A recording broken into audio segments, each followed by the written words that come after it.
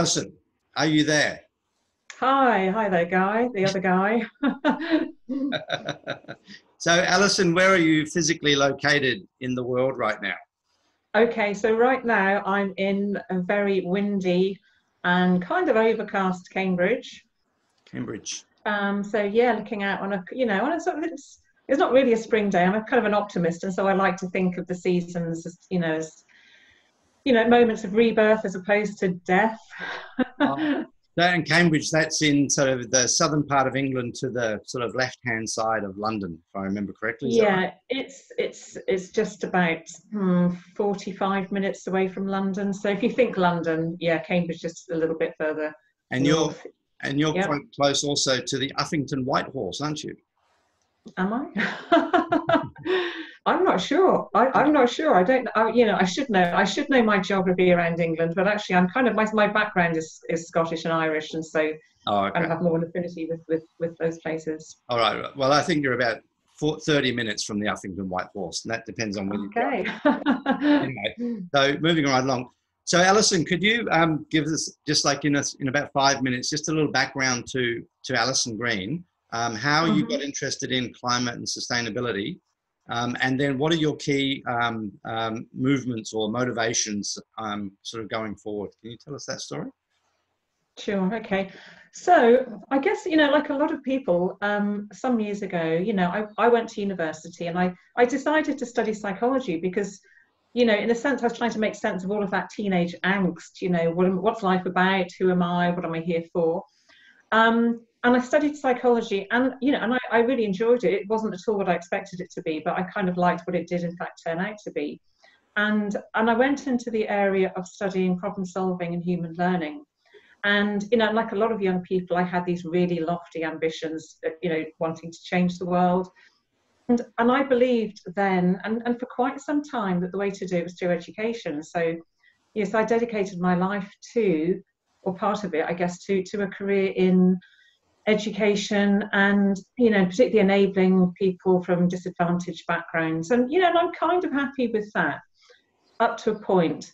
But as that was happening, there was, the global warming theme and agenda was becoming ever more potent and urgent. And I guess I thought at the time that, education was kind of the way to solve the world's problems, and that, as long as I plugged away at that and did the best I could, and everyone else was doing pretty much the same, that we would make some, that there'd be some traction, we'd start to, gain some inroads and things would start to happen. And then in recent years, it became clear to me that that just was not going to happen. And it's very, it's really bizarre being an academic. And, in my case, I went to the top of the tree. I was pro vice chancellor at university.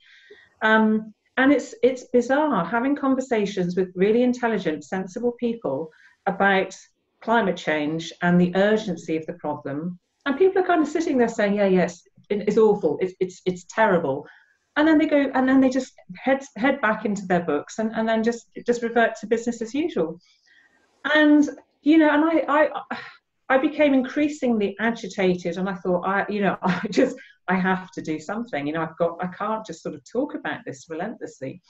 And for me, I think a turning point was I started to do all of the Facebook activism and posted lots of things, and that's how you and I have encountered each other.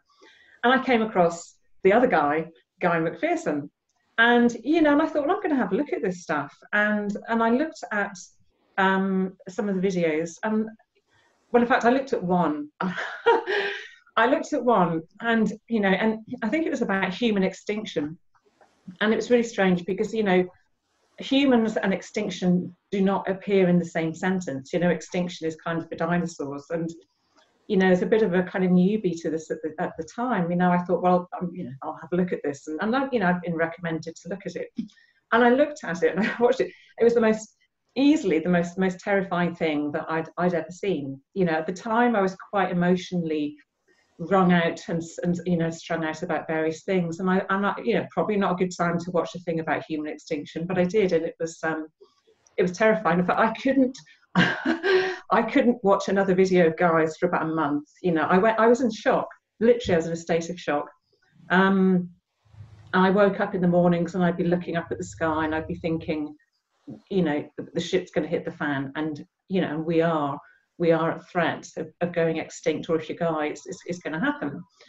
So, and that was a significant turning point for me. And at that point, when was that? Sorry. When was that? So that happened. That was a few years ago. So prior to that, you know, I'd been keeping up with the literature to some extent, but I hadn't come across anyone who'd actually said humans are going to go extinct. And I thought, you know, is this the wacky fringes? And you know, and I approached it maybe with a little bit of skepticism. And then I watched that video, and then I started really looking at the research. And then I thought, you know what, this is a significant risk for humanity. And being the kind of person who doesn't sit on the fence, I thought, okay, I need to do stuff. I've got to do something. You know, I actually went to work and I would take some papers to work with me, and I'd put, you know, at our exec meetings, I stick them on the table and say, like, for example, Jem Bandel's paper on deep adaptation. I actually gave it to my colleagues. I said, you've got to read this stuff, because we shouldn't be sitting in this office. We should all be, I don't know, barricading roads and blocking bridges and stuff. And in fact, and that's what I then did. I joined up with Extinction Rebellion, and I got in with them right at the very early stages. And I hooked up with Stuart Scott, who I'm sure you will know. And you know, and then I decided to quit my job, because I thought, you know, my career has no meaning. It has no meaning in the current context. And I'm sort of very focused on, I suppose, those kinds of existential questions. You know, what is the meaning of my life? What does it mean to be human? What is it going to mean for us collectively to be humans, possibly facing near-term human extinction? And those are really big questions, you know, and they just transcend everything. They transformed my life. And in a good way, you know. And you know, the job is just the career, you know, in that context, it's completely irrelevant. So I'm very happily not working. No, I hear exactly what you're saying, and that because careers and jobs take up a huge amount of your time, you know, and you've got to spend all that time there, and then you've got to spend all that time preparing for it, and then when you come across something that transcends the importance, then all of a sudden you're heavily constrained by being in that job, and the only way out of it is to obviously there'll be some sacrifices, because your salary wouldn't be the same, and you're not going to have that level of material security. But I know that I haven't worked you know, like regular jobs for a long time now, because since about 2002 I've been consumed by this whole inquiry into life on Earth, really, and unless I can actually find a full-time job which is specifically focused on it, then any other full-time job is just a distraction from what I see as my goals. Now, last year you were a co-author of a letter, which I'm going to bring up on the screen right now, and it was published in The Guardian. And what something we could do is, if I read the first paragraph and then you read the second paragraph, and then we read it together. And then what I want to do is I want you to tell me where this letter came from, what was the motivation behind it, and what you think the effect of it was. So just give me a second while I use this highly advanced technology to share the screen, which should have Guardian. Okay, because when I came, because I actually had this article up, and then I lost it, then I went looking for it again. So when I'm looking at the headlines of The Guardian, it's got news, it's got, I'm going to use my cursor here, so it's got news, opinion, sport, culture, lifestyle, and more. And so you actually got to go to more in order to find this thing called environment. So The Guardian doesn't really rate the extinction of the human race particularly highly, because it doesn't even show up, it doesn't even have environment on the top bar. And that's interesting. Okay. And then it doesn't have climate change, and it doesn't have sustainability, and you know, it's got anyway, so moving on. Maybe it's the Aussie. Actually, maybe it's the Aussie one, because when I go into the UK one here, we've got environment, climate change, and all that kind of stuff, and they pop up as you know, things to get to in. Well, this is the .com. Anyway, so here's the article. You know, I can't see the title of the article because now that bar's jammed. Anyway, so in our complex, interdependent global ecosystem, life is dying with species extinction accelerating. The climate crisis is worsening much faster than previously predicted. Every single day, 200 species are becoming extinct. This desperate situation can't continue. You're going to read the next one? Sure. Political leaders worldwide are failing to address the environmental crisis. If global corporate capitalism continues to drive the international economy, global catastrophe is inevitable. Complacency and inaction in Britain, the US, Australia, Brazil, across Africa and Asia all illustrate diverse manifestations of political paralysis, abdicating humankind's grave responsibility for planetary stewardship.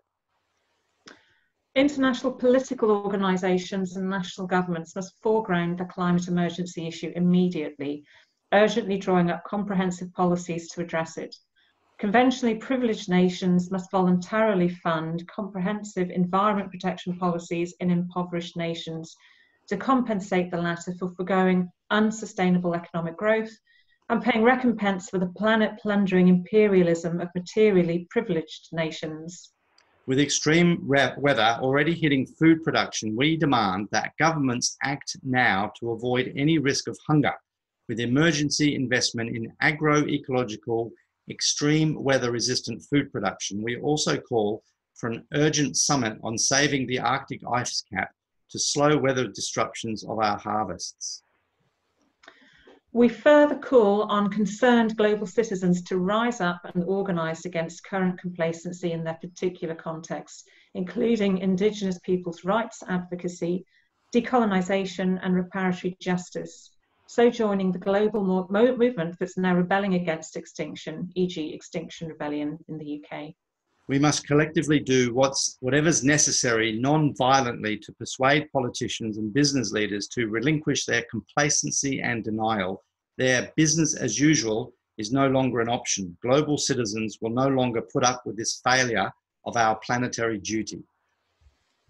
Every one of us, especially in the materially privileged world, must commit to accepting the need to live more lightly, consume far less, and to not only uphold human rights, but also our stewardship responsibilities to the planet. No, that's beautiful, and that's short and to the point.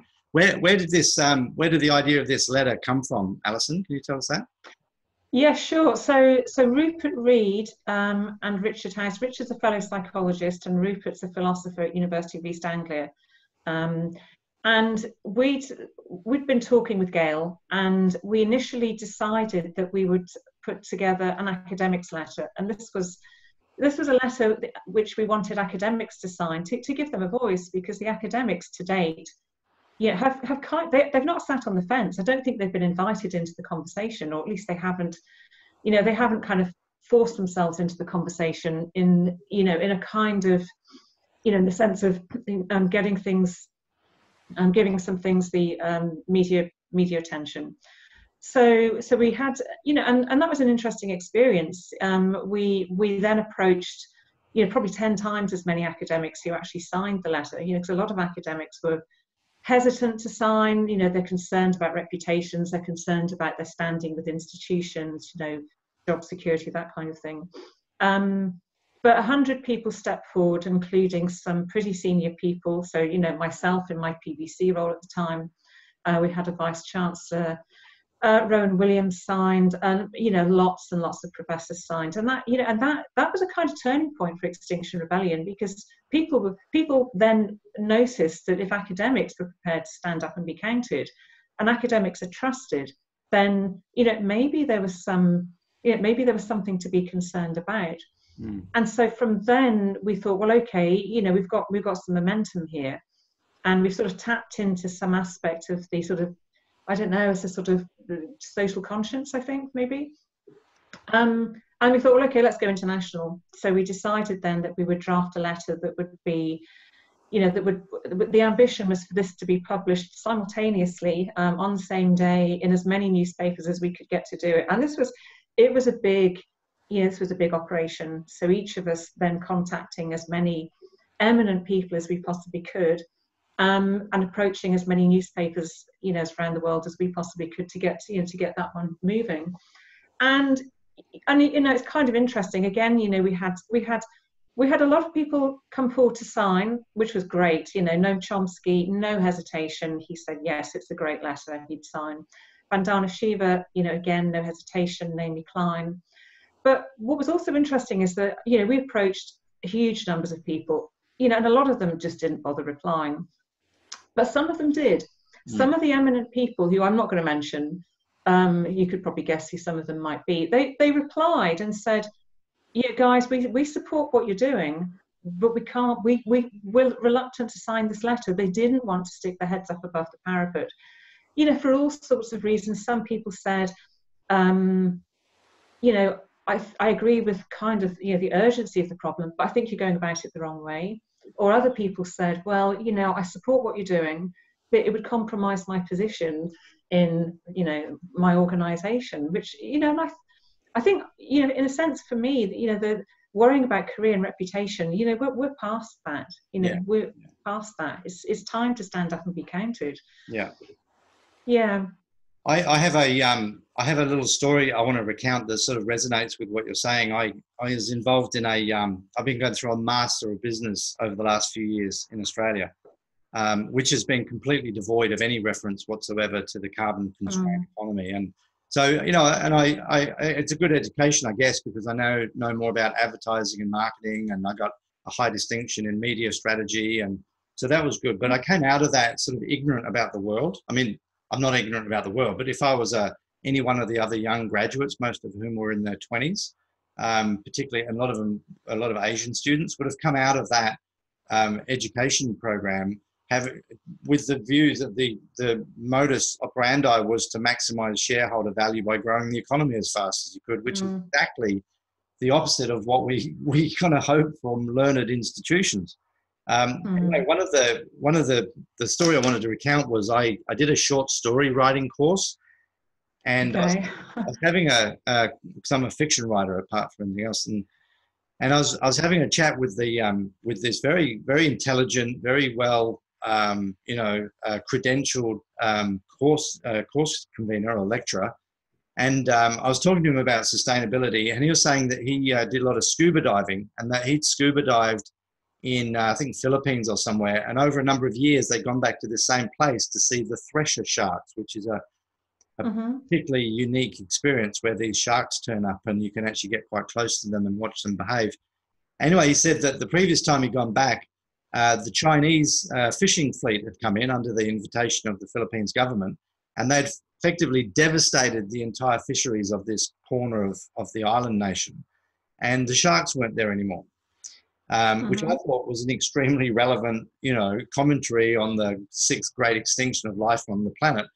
But then he went on to tell me about this new novel that he'd written. And it was a novel about this human interest story about a young boy who's lost contact with his uncle and went on a big, you know, adventure to go and find his uncle. And I remember coming away from that conversation going, you know, the guy has witnessed firsthand the extinction of life on Earth and obviously has an understanding of what it's about.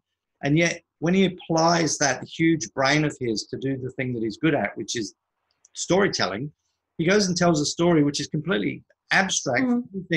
Well, yes, it's a human interest story, but there's a great divide between what we know and the way that we behave, and that's something that I'm fascinated by, and particularly to quiz you about, given your psychology background. I wrote in my last book, Time to Wake, a story about, you know, it's like the Matrix, like in that movie where everyone's walking around in what they think is the real world, whereas in reality, hologram imprinted on their brain, wherein in fact they're actually sitting in a vat of goo, having all their nutrients sucked by the alien overlords. And so there's, you know, what the hell is going on here, Alison? You're the psychologist. Okay. It's a weird one, isn't it? And, you know, I kind of refer to some stuff I've been looking at recently on denialism and how people respond to bad news, because it's not just the climate crisis. It's, you know, in a sense, the question is, you know, what kind of mechanisms and processes do people invoke, you know, to deal with something that's kind of difficult?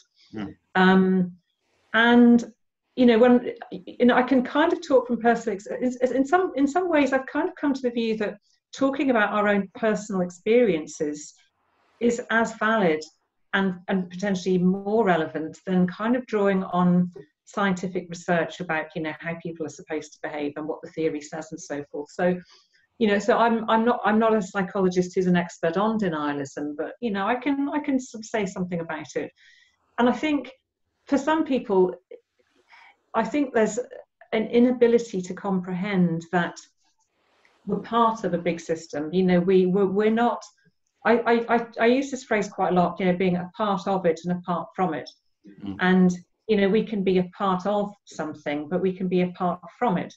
And in being apart from it, it's almost as if our egos are telling us that, you know, that we are. You know, this sort of sense of self is you know, is very pervasive, and I think it kind of fuels in us a feeling that we are somehow not part of an actual system. You know, that the world of I and me and you and we is a social world where we interact with other social beings, and we go about our daily business and we do our jobs and so forth for reinforcement, for reward. And it's a very artificial kind of way of life, and it's, in a sense, it's the, you know, the human mind is a double-edged sword. You know, we've got these great capabilities and we've got these intellectual capabilities. We can reason. We think we have free will, although, you know, I don't think we do. But the downside of all of that is that we are kind of fooled and tricked into somehow believing ourselves to be, in a sense, omnipotent, although maybe that's not quite the right word. And so, you know, there is a feeling, there are different kinds of responses to what's happening at the moment. You know, there's the feeling that, you know, it's not going to happen, or, you know, they, whoever they might be, will fix the problem. There's just the outright denial. There's, oh my God, it's all hopeless. You know, we're totally screwed. There's the, you know, let's get together, we can do anything, you know, collectively, people power, we can do anything. Mm. And there are very few responses that are kind of more spiritual, I think. You know, I'm starting to hear those, the more spiritual responses, and I'm starting to hear the courageous people, you know, and I consider myself to be kind of in that category, but, you know, and that's inspired by Jem Bendel's work, where he's, you know, had the courage to actually talk about, you know, well, what do our lives actually mean as we, you know, as we career forwards towards extinction, you know, and what can we be? So, yeah, I think, yeah, it's like psychology. It kind of gives us some insights, but it's also part of the problem, I think. Yeah, it's like the way you've described that, it's almost like there are 10 natural responses to hearing this information, but only 1 or 2 of those responses are actually valuable in any way. You know, so if one response is to go, no, that can't possibly be true, that doesn't help anyone, really. And also, yeah, and like the denialism, one thing, I mean, apart from anything else, denialism has been very carefully thought through and funded and has been created. So everyone's going to be healthy. I think everyone's going to have a natural, healthy skepticism to really, really bad news. And that's, I refer to the Cassandra effect. I don't know if that's an expression, you know. It's a term that I learned from some psychology papers that I studied when I was doing my master's recently, where people have a natural aversion to not hear bad news. And so the example was there was an AIDS testing campaign in Africa where they gave free AIDS tests to all these people, and nobody came back for the results. And so when the medics actually went and offered to pay for people to come and hear the results, nobody turned up even then. And so there's this sort of natural aversion to hearing bad news when somebody talks about climate change, because there isn't actually any good news in climate change, except that maybe it's not as bad as we think it might be. It's like straight away it's a turn-off, you know.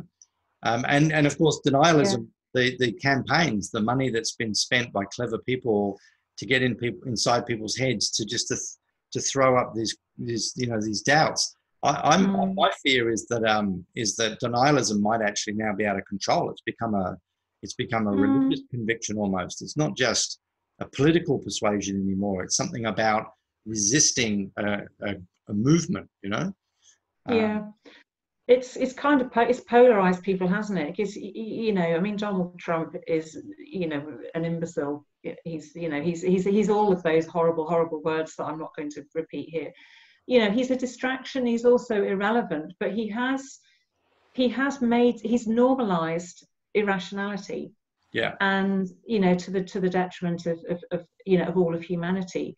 So yeah, I think, you know, things have been polarized, and I think that is, you know, seriously destabilizing for the world, for life on the planet. You know, it could, I mean, that could be a trigger that could precipitate a collapse. You know, when we look at the possibility of collapse, yeah, and I do believe that we are likely to see some kind of social collapse, you know, within, I don't know how many years. I mean, it's always dangerous to put a number on something like that, but, you know, but all, you know, all of the risks are there. You know, everything, you know, all of the things that we need to be looking at and monitoring and checking to see if they're okay. Well, those things aren't okay. You know, we've got CO2 emissions are rising. We've got an unstable social situation across the planet. You know, it's as bad as it can possibly. Well, not quite as bad as it could be.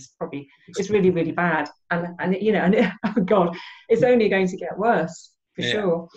Yeah. No, just things like the heat lag and the fact that we haven't even started. I mean, the Paris Agreement signed in 2015, and we've got more carbon in the atmosphere going in every year since the world's leaders got together to reduce carbon. I mean, we haven't even started meaningfully to stop doing the thing that causes the problem. And so even if we actually started to stop the problem tomorrow, we've still got 20 years before we're conceivably 30 years. How long does it take to conceivably decarbonize the whole planet? You know, we haven't even started. So I keep coming back to that expression from Jar Damal, who got this expression from Iraqis under the American occupation. Today is better than tomorrow, because we've got decades, maybe generations of degrading conditions for the human race and the ecosystem on this planet before it gets better. And that's assuming we start fixing things tomorrow. So yeah, it's grim. It's grim, all right. It is grim, and I guess on that point, I mean, I've lately tried to kind of broaden out my readings, and you know, for decades I didn't go anywhere near economics because I just, you know, it just completely turned me off. But lately I thought, you know, actually I think I need to start looking at that. So, you know, the prevailing view in economics, you know, sort of pretty much captured by Nordhaus and some of his work on, you know, economics in relation to climate change. Do you know, and it's bewildering for me that, you know, that the economic view, which I think is sort of represented by him, and I hope I get this bit right, is that, you know, in order to somehow preserve the economy, we actually have to allow for global warming. We actually have to allow for something like a 3-degree rise. And to me, that's insanity. You know, it's completely the wrong way around. You know, we should not be looking to preserve the global economy, because I don't think, you know, I don't think that is going to, well, it's not going to help at all. It's almost legitimizing a kind of let's just continue careering forwards towards collapse so that the economy, money, can somehow survive. And I think that's insanity. Yeah, well, there's always going to be an economy of sorts. I mean, the question is whether it's the same economy that we've got now, because the one that we've got now is the underpinning the machine that's destroying everything. I've come to the conclusion recently that I don't think we can actually fix this problem with the with the institutions that we have today. So if you think back to the Second World War and the whole turmoil of that period and the whole reorganization of where power lay in the world, and then the Bretton Woods institutions, which were founded through a series of meetings by senior government and industry people towards the end of the war, which created the institutions that we now know. We've got the World Bank came out of that, the United Nations came out of that.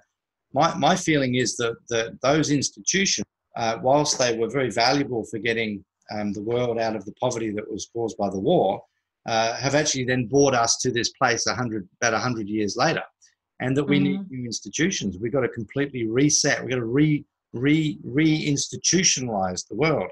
But of course, how do you do that whilst you've got the existing institutions are still in power, which sort of then says that the system has got to collapse in order for something to come out of the collapsed system. And I'm just wondering if there's any way that the enlightened humans on the planet can actually help to create the institutions that we need to go forward without us having to go into another world war or to a an ecological collapse which we may not come out of. Yeah, I mean it's a difficult one, isn't it? I mean, I'm kind of looking beyond the point at which I think there's going to be a sort of a wake up where people will realize things are really bad, and I'm thinking, what happens next? You know, what are the next things going to be, and can we somehow engineer a soft landing, which I think is the kind of thing you're talking about there. What would we need to do? I don't think I'm too optimistic about us being able to do that effectively, because I don't think we've got enough time. I think the journey that individuals have to make in terms of, you know, their understanding of where we are and why we're here, and then to somehow envision something new, which might not necessarily be better in material terms, but it would be something that's livable with. And then somehow transitioning to that is such a big ask. And I say that, you know, I've you know, the past 5-10 years in academia, you know, I worked on sort of organizational change, you know, and I was the kind of the person who would be, you know, sort of wheeled into, you know, to take all the bullets in and to say, okay, this is what we've got to do, and this is how we're going to go about doing it. And you know, and I learned a lot of things in those years. I learned that people who are in charge can make really, really dumb decisions. So, you know, for us to have confidence in our current global leaders is, you know, it's something we should question. You know, maybe that's, you know, maybe I'm just stating the obvious there. You know, you see some really dumb decisions, and then, you know, the kind of journey that individuals within an organization take as, you know, you're going through changes, you know, you get the vision, and everyone, you know, will look at the vision and say, yeah, okay, I can buy into that. And then the painful process starts, and that's when you start losing people, and depression sets in, and people go off track. And then what happens is that the leaders will then say, well, okay, they go for the compromise. And that's human nature. That's what we do. Things get difficult, and we chicken out. You just go for an easier solution. You go for the quick win, and the real problems are sort of shoveled under the carpet. You know, and looking at what's happening, you know, at the moment, I don't see evidence that the governments, you know, are actually, you know, fessing up to the problems. You know, far less demonstrating that they've got the leadership capabilities, the skills, the knowledge base to even start to look at how we're going to sort things out. So you know, so it's how do we do that? But I think that, you know, that maybe maybe the indigenous peoples have got a huge amount to offer us in terms of, you know, a way of life which is much closer to nature. And for me personally, you know, that's the kind of life or vision for the future that, you know, I personally would, you know, could buy into. I mean, I would aspire to something like that. But if you ask, you know, the average person on the street, you know, does that as a lifestyle choice, or as a, you know, as a sort of vision for the future of humanity, you know, does that have much appeal? And I suspect a lot of people would think, well, actually, no. You know, so how do we take people along a journey and say that, you know, that actually there isn't an alternative. It's not as if you're going to be reflecting in a few years' time and saying, well, that was a bit difficult, but you know, I'd rather have choice A than choice B. How do we take people on that journey? How do we show them, you know, a kind of way of living that is, you know, inherently better for humanity and all life on the planet? Because I don't think we should just focus on ourselves as humans, because we are the problem. How do we do that in such a way that, you know, that we will get sufficient traction, you know, and make that seem like an appealing prospect for people? You know, because doing it that way would be better than the catastrophe of collapse and the anguish and the pain and the suffering that, you know, that we're going to see, you know, if things just continue on their current course. Well, that's a good question. So, I mean, obviously, one hand is to force governments to start working on behalf of the interests of the public, which I think quite categorically they just simply fail to do. They just simply don't do their job. You could actually look at the corporate leaders who rape and pillage the planet, and in a way they're actually doing their job. I mean, they're legally obligated to maximize shareholder value, Yeah. and Yeah. which is a structure which has been implemented by governments. So these governments have created this system which is allowing this elite to rape and pillage the planet. And in the meantime, they're not actually looking after the interests of the public, which is why I think that the Extinction Rebellion is so very clever. And in the 16 years that I've been involved in this space, it is the most brilliant thing that I've seen. So let me just let me ask you this. There was actually in the Guardian today, I think it was the guy whose name is Tusk. Is that the head of the EU or something like that in Europe? Who said that there is a special place in hell for Brexiteers that set the thing in motion but didn't have a plan for Brexit. So my question is regarding the Extinction Rebellion. If you're successful at overthrowing the government, is there a plan for what comes next? How does that? Because if the idea is to shut down the capital until the government comes pleading for clemency, what happens once you actually win? So, funnily enough, I was talking to someone from the BBC yesterday. She's doing a documentary on Extinction Rebellion, and I said, actually, what we really need to focus on, and I know the guys are doing it. I know that Roger and Gail and the strategy team are thinking about this. I said, just suppose it's successful. Suppose we have this Rebellion Week, it's International Rebellion Week in April. Suppose people then, and you talk a lot in your work about waking people up. Suppose globally there is a waking up and people realise, right, this is it. We have got to take action now. Then what? And I think the thinking is that citizens' assemblies are a key component of that, because they will work with governments.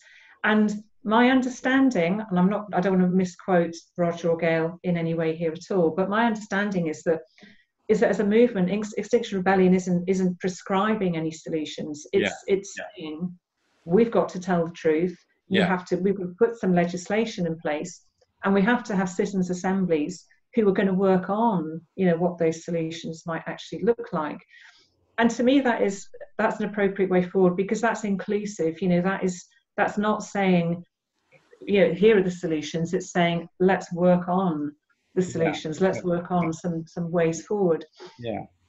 And your letter in the Guardian, I guess, in a way, might have helped to actually tease out some of the brains in society that are prepared to actually step forward should you have those levels of success, because there's a lot of things need to be thought through if you're going to reinvent the system, and particularly if you're going to do it stand apart from effectively a global system, which is always going to try and suck you back into the fold. It's going to be so hard. I mean, just going back to the point you're making about corporations, and they, the successful corporations are the ones that make the most amount of money, but also the people running those corporations are themselves, I think, pretty dysfunctional people. And I'm saying that because there was a study, I think, that showed that one of the key attributes of a successful business person is a high level of psychopathy. These are people who are essentially dysfunctional, and they have some psychopathological traits. And you do not want those kinds of people who are kind of leaders in the conventional sense to then somehow lead, when we're looking at new initiatives and trying to break the whole system and then put it back together in a different way. So it's, how as humans are we going to work in a different sort of non-hierarchical way?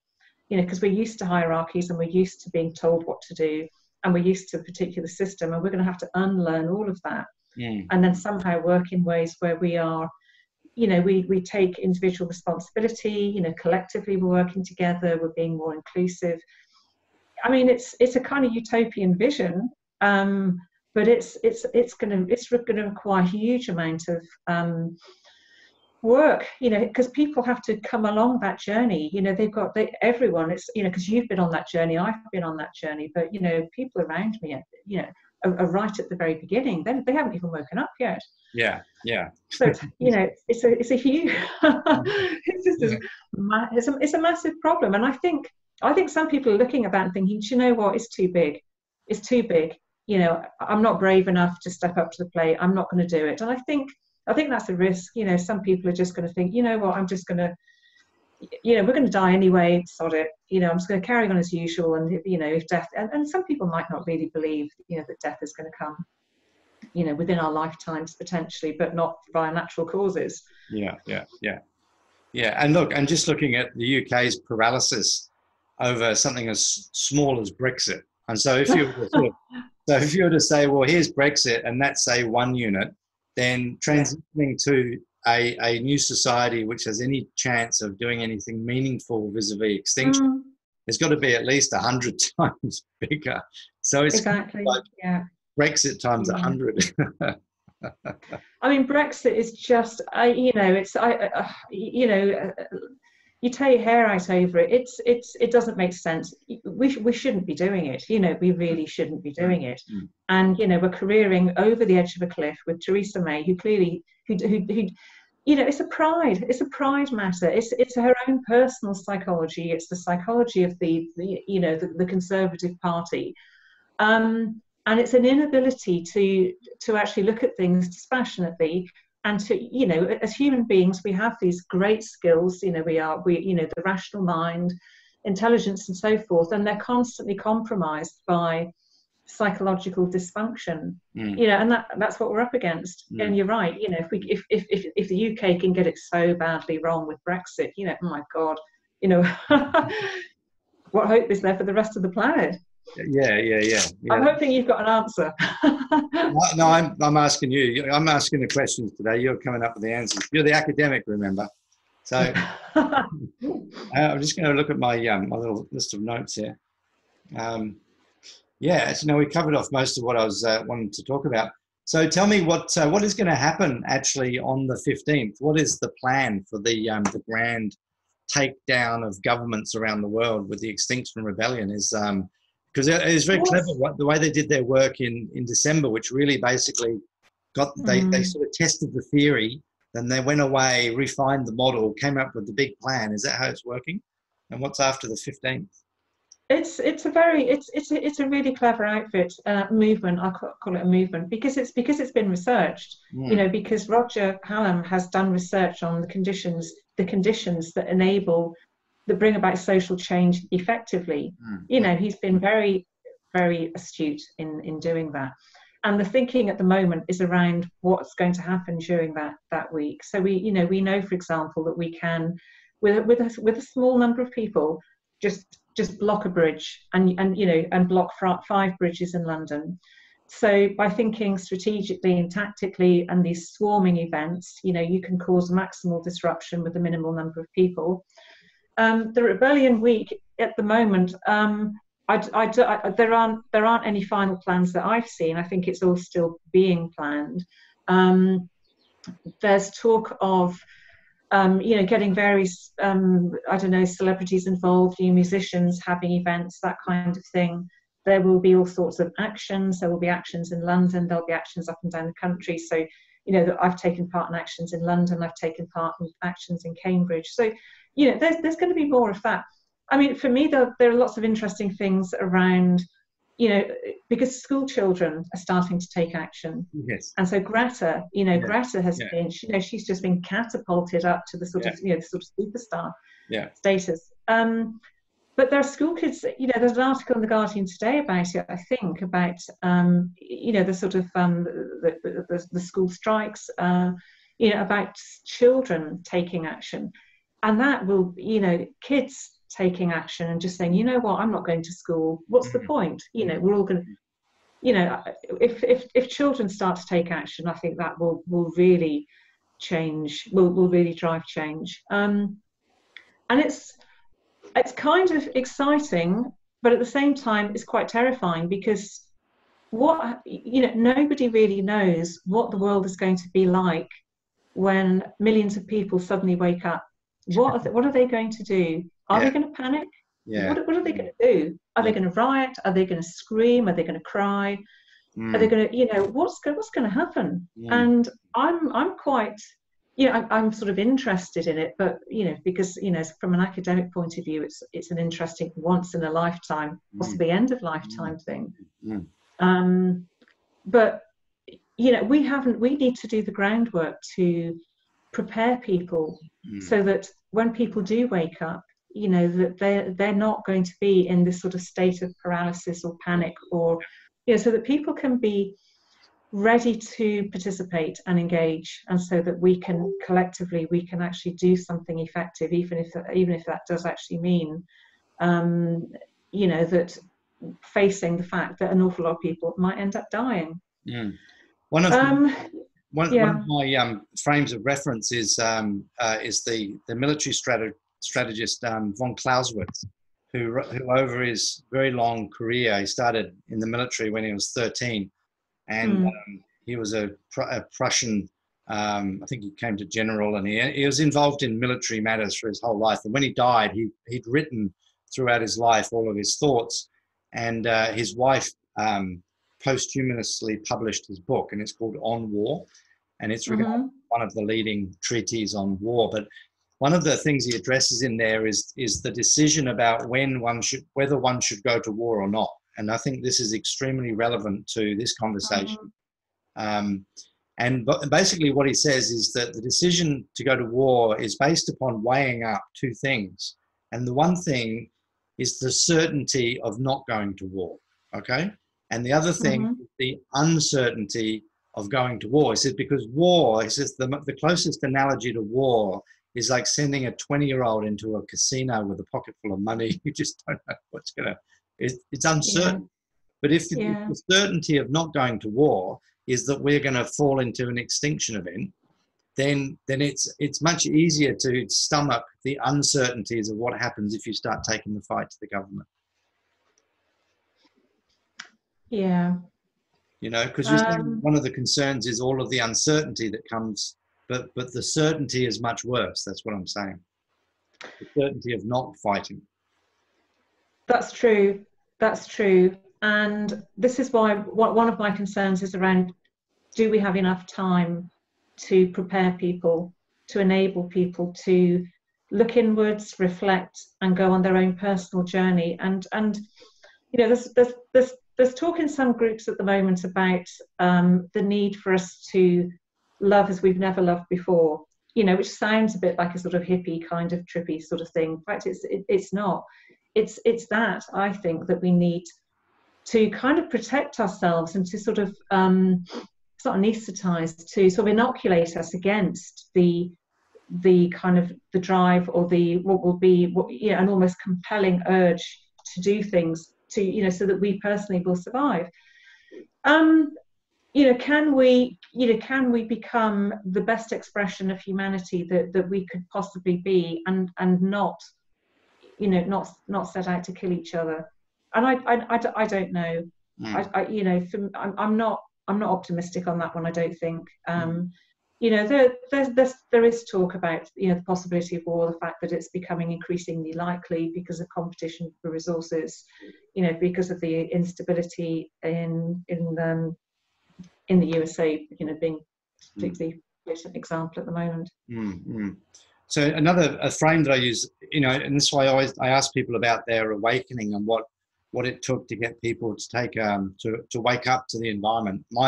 My story that I repeat every time is I worked for 2 years in the oil industry, and that really gave me an insight into two things mainly. Firstly, the rapacious nature of these corporations, because I partook in the destruction of the planet. We threw all the rubbish over the side, and we drove a oil ship onto a coral reef, and we dropped engine blocks, we dropped hydraulic fluid into the sea, and nobody ever got in trouble for any of that. And there was a statement on the wall of the mess hall on one of the ships that I worked on that said, Western Geophysical endeavours to leave the environment in the same condition, if not better, than after we left. And so on one hand, so it's rape and pillage over here, and then it's lie, not only to the public through all of their glossy advertising and public relations, but lie to the people actually doing the killing of the planet. So that was the two wake-ups for me, that the humans and the planet didn't get on well together, and that corporations were basically evil. I mean, basically, they performed evil acts. And so, what I've been one of my quests over the years. Well, so that was what I refer to as an ecophany, as an ecological epiphany. Yeah.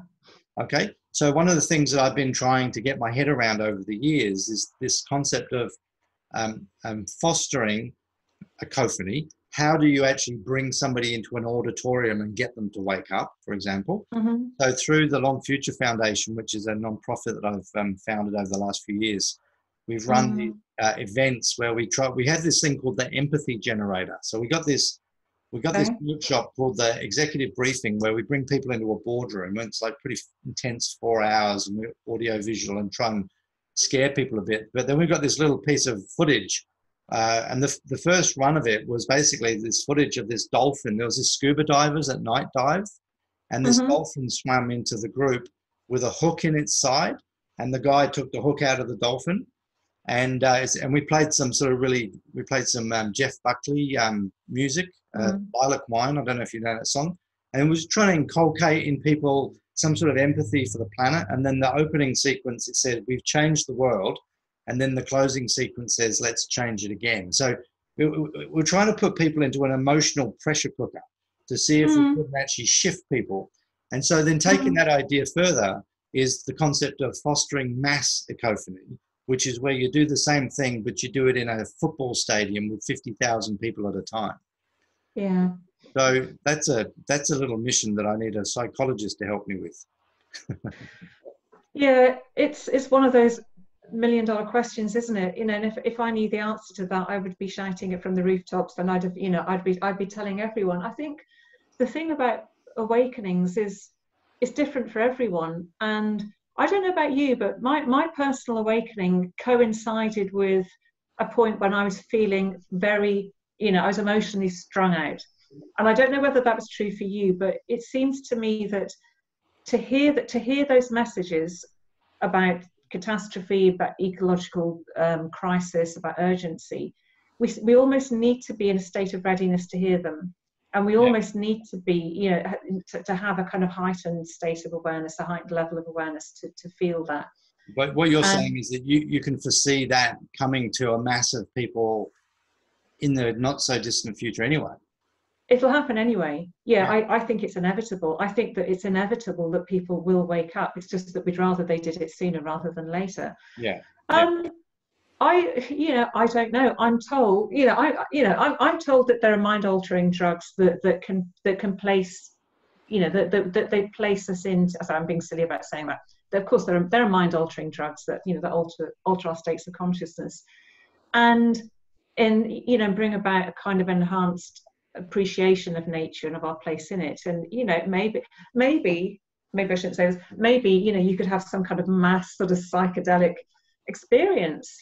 Maybe something like that would kind of sow the seeds for people and get them along that journey. I don't know. Maybe that's a really dumb suggestion to make, but it just seems to me that it might be a possibility. But yeah, it's people are inherently selfish, and there's a sense in which there's a lot of not in my backyard, the problems over there.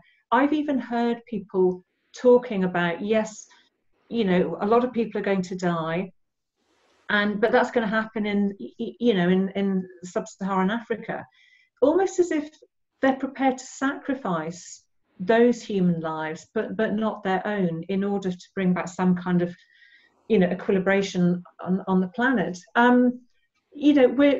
People are inherently selfish, and I think there's a sense in which empathy can be felt up to a point, but empathy for the whole planet. How many people, I wonder, would be prepared to take action, to rise up, knowing that that there's little point in them doing it, because there's nothing for them to actually gain.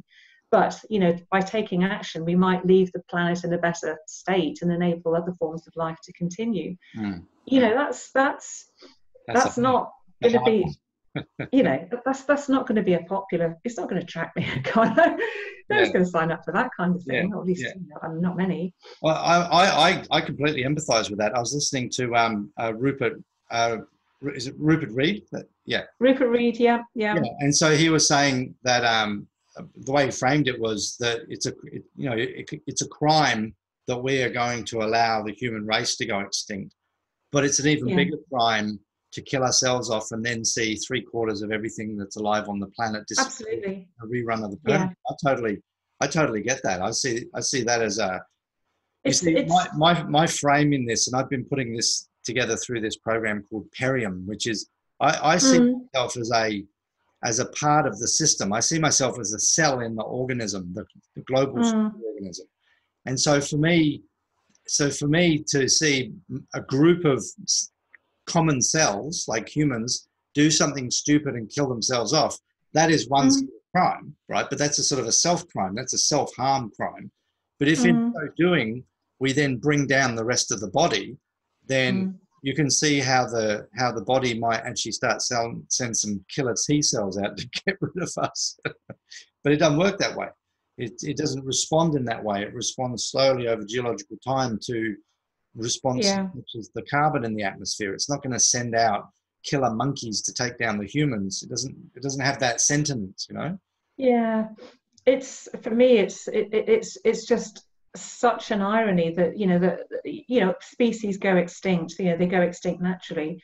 And as a species, humans will go extinct, and one could argue that this is a natural extinction. But the irony for me is that we are knowingly bringing about our own extinction. There's this paradox between the fact that we have intelligence, we're supposedly clever creatures, and yet we just cannot see what we're actually doing, and we cannot seem to somehow stop ourselves. And I mean, Stuart Scott talks, he talks with great passion about, what's actually going to happen, and, the scientist warning work and so on. And he puts it this way, that, that he sees money as the virus, and it's the virus that's actually going to kill us all. We are slaves to money. We don't own money, it owns us. And there's a kind of mindset shift that needs to happen, I think. There are a number of shifts that we need to have to sort of somehow try and see life differently. So we need to see that money literally is a virus. And I think we also need to look inside ourselves and understand our minds a little better, and be far less seduced by the I and the ego, and start to think of ourselves as beings, as beings on the planet, as examples of a life form, just as there are other life forms as well. We have no more right to be on the planet than any other thing. Like the plants in my garden, the trees I'm looking at, the pigeons up in the trees just now. We can't legitimately lay claim to the planet, but it seems to me that's what we've done. It's a crime. It's an absolute, it's a crime. I feel ashamed of humanity for how we've behaved, for what we've done. It's a tragedy that we have these great capabilities, and yet somehow we cannot harness them in a productive way and sort of transcend the limitations of our own psyche. And that for me is the challenge. I think will we be the species that we have the potential to be the species that could live in harmony with nature, and we blew it. Yeah. And so this is what I've been trying to understand. Exactly, this is exactly the possibility of the human race is that we can. It's a long shot, and every day that we don't change in that direction, it becomes a longer shot. But my conviction is that, and this is what I've been trying to understand the language and the concepts of is it's all and good to say that we need to stop doing what we're doing, but we've got to have a clear picture of what we're going to do afterwards, right? And so this is what I've been writing in my two non-fiction books that I've been putting together over the last few months. So I'm writing about Adam Frank, who's the astrophysicist who wrote the book Light of the Stars, and he says that using modern science, that it's believed that there's hundreds of trillions of civilizations on the planet, and using the model that he developed, he suggests that most of them, that they all probably go through some form of an Anthropocene type crisis of a growth of civilization expands too fast, and they're probably all driven by fossil fuels, using like this idea that the physics is the same around the world, and that there'll be photosynthetic plants and neg entropy and positive entropy, and He says that probably most of them go extinct, and this is his model. But importantly, he says that a proportion of them probably survive. So that gives us a reason for optimism, at least some reason for optimism. It's a way of looking at our crisis outside of being on planet Earth, right? And so what he does, he refers to a class 5 planet, and a class 5 planet is a planet in which the civilization synergizes with the natural biological systems of the planet. Okay, so what you're saying. And there's another model for that, and it's called Gaia 2.0. And so this is work that came out recently, basically looking at Gaia and seeing a way that one of the organisms, human beings, could form a type of organization that, again, synergizes with the natural living systems of the planet and basically helps to make the planet even more robust and resilient than it was before. I mean, if you think about, for example, like the open ocean under normal conditions is largely lifeless. That covers half of the surface of the planet is a large lifeless ocean. Now, if you can put in these artificial upwelling pumps, I don't know if you're familiar with this technology, but the idea that you bring water from depth, which brings the nutrient to the surface to create a plankton bloom, then you can potentially bring into life parts of the planet which previously were lifeless. And here's a way of humans synergizing with nature that we increase biomass and biodiversity. And then the other frame which backs this up came out of the Stockholm Resilience Centre, where they're talking about the wise stewardship of the entire Earth system, that we've got the technology to do that. We know how to do it. We know enough. We know scientifically enough how to do it. We know how to put tons of carbon into the atmosphere, and we know how to take tons of carbon out of the atmosphere. We just haven't yet figured out the mechanism to force the powers that be to actually start going down that path, which is why we come back every time things from rebellion as the best hope I've seen yet of actually forcing something fast. Yeah. I think you're right, and I guess things haven't happened because there's no money in it. You know, there's no money in increasing biodiversity, and the question that corporations would probably ask is, well, you know, how can you monetize? And this comes back to the idea that we've got to come up with new institutions, because if these organizations are approaching this, in fact, I'm just thinking of somebody, one of the blogs that I read, somebody at Davos had gone to some senior investment groups in Davos with one of these sorts of grand plans of rebuilding the planet's biodiversity. And the guy looked at it and says, no, your payback's too long. It's a 20-year payback. You wouldn't be able to find the money for that. So we've got to scrap that institution or leave that running, but create another institution that has got trillions of dollars put aside for long-term investments. And I'll tell you where the trillions of dollars come from, the $5 trillion that we give the fossil fuel industry every year. That's a good place to start. And then bring that into some sort of a fund. But you see, this conversation, we had this part of the conversation now, you know, I don't hear of a lot of, I haven't heard of a big plan to save the planet, right? I haven't heard of anybody actually outlining a plan. There's little pieces of plan. So I was watching a presentation on Drawdown, the 100 techniques of pulling carbon out of the atmosphere, which was billed at the time as the best plan there is to save the planet. But that wasn't really a plan. That was just a series of techniques as so much. But I have yet to see anybody outline a sort of a plan which says, okay, we're going to replace Davos with this. We need $1 trillion fund here to do this, you know. So, I mean, and that's part of the problem, is that I'm constantly surprised, stunned almost, at how little has been thought through in this space sometimes. It's almost like you're saying, a lot of people are now only waking to it, but we're just waking to how big the task is, you know? Exactly. It doesn't surprise me too much that it hasn't been thought through, because that's been my experience of what happens in institutions. You know, the foot soldiers kind of assume that the guys at the top know what they're doing and have a plan. Actually, they don't. They don't have a plan. I hate to sort of shatter illusions. So it doesn't surprise me, and I think, you know, also, you know, as human beings, you tend to look for an authority figure. We look to someone to be in charge, and I think that's probably, you know, another failing on the part of the human psyche, because I don't think there is going to be we're not going to have a sort of Messiah-like figure who's going to come along and save the world. You know, that kind of thing happens in Hollywood films or in books. Mm-hmm. So, and I think this is why Extinction Rebellion is important, because what it's doing is enabling people to regain a sense of agency, to take responsibility. And that's where I think we need to start, not so much looking for a person, but I think it's the grassroots, it's people, everyone standing up and saying, you know what, I've had enough of this, and I don't know what I'm going to do, but during Rebellion Week, I'm just going to get down there, I'm going to go to wherever my local Extinction Rebellion group is, and I'm just going to take part in an action. Mm. You know, and I think that's going to be the mechanism for change that we need. Because you know, corporations are just, you know, you and I know they're just not going to do it. No. You know, as you say, that there is the technology. Mm.